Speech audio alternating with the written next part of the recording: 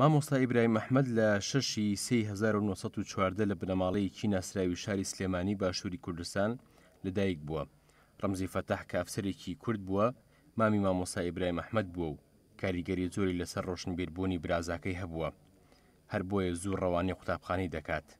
ئەم کاریگەری مامی تا قۆناغەکانی دواناوەندی خوێندنی هەر بەردەوام بوو.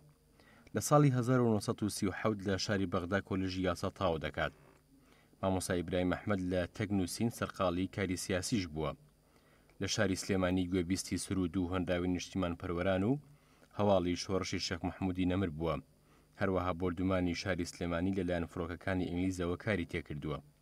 جگە لەو هەلو مەرجە تایبەتی ئەو کاتی سلێمانی، مامە ڕەمزیشی ڕێبەرایەتی کردووە بۆ ئاشناکردنی بە خەباتی ڕزگاری و نەتەوایەتی.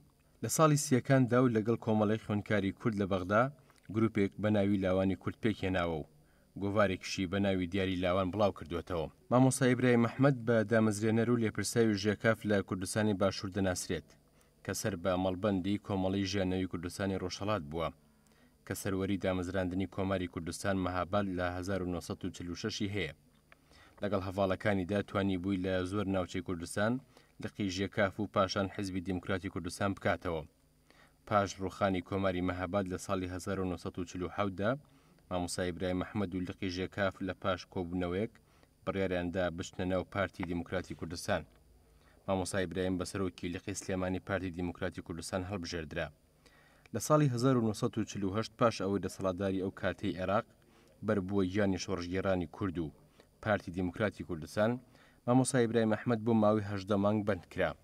دوای ئازادکردنیشی تا هەڵگیرسانی شۆڕشی 14 تەمووزی ساڵی 1958 ڕێگای خەباتی نهێنی گرتەبەر.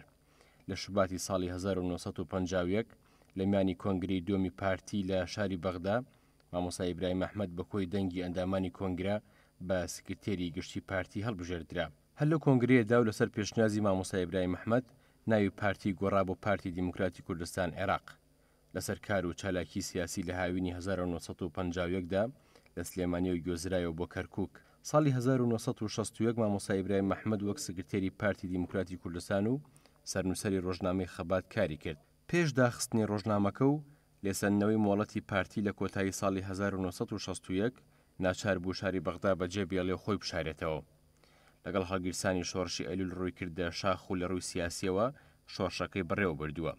پاش هەرەسی شۆڕشەکە ڕوو دەکاتە هەندەران و زۆربەی ژیانی لە شاری لەندەنی پایتەختی بەریتانیا گوزەراندووە. مامۆستا ئیبراهیم ئەحمەد هەر لە سەرەتای ژیانی و دەستی داوەتە کاری نووسین و ڕۆژنامەوانی.